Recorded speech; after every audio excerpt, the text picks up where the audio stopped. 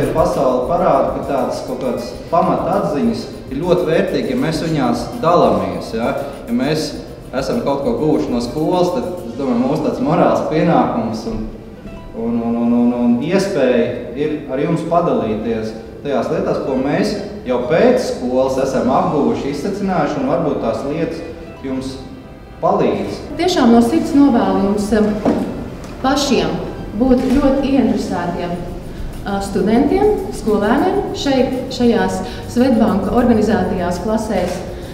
Es novēlu jums arī tāpat mājās atpakaļ jūsu skolās ļoti ieinteresētus un mācīties gribošus kolēģus un vēl svarīgāk droši vien tāds pašs ieinteresēts un mācīties gribošus skolniekus. Bateriju uzlādēšana. Bateriju uzlādēšana. Viena kvalitatīva informācija par vadību, piemēram. Kvalitatīva informācija par vadību. Mūsu pašu aktīvu rīcību. Jā, un konteksts.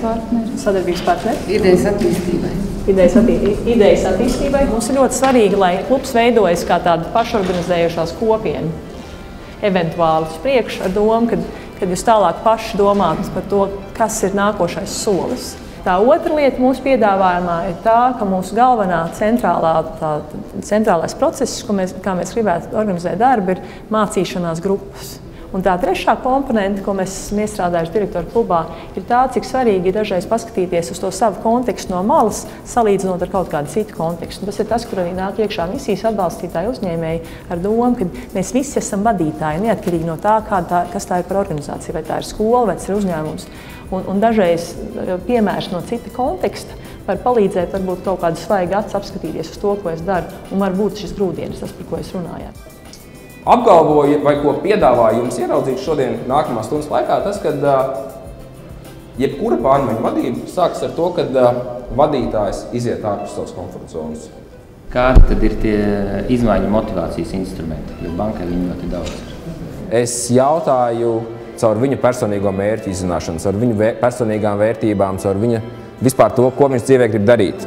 Es mēģinu saprast tajā sarunā, kāpēc darbs bankā viņam varētu palīdzēt sasniegt tos personīgos mērķus, personīgos izaicinājumus. Es teiktu, ka tas ir galvenais motivators. Organizācijas un darbinieku lieliskums – tā ir mērķtiecīga darbība. Tā ir apzināta izvēle, ka mēs to vēlamies. Ko mums katram mūsu skolā nozīmē lieliskums? Pēc kā mēs mērīsim savu dzīvi? Kas ir mūsu skola? Kāda tā ir? Kas ir tas lieliskums, ar ko mēs leposimies? Tā būs jūsu izvēle. Un direktora klubs jums arī piedāvās šo domāšanas iespēju, kā mēs varam kļūt lieliski, kā mēs varam kļūt vēl foršāki, vēl labāki un vēl radošāki.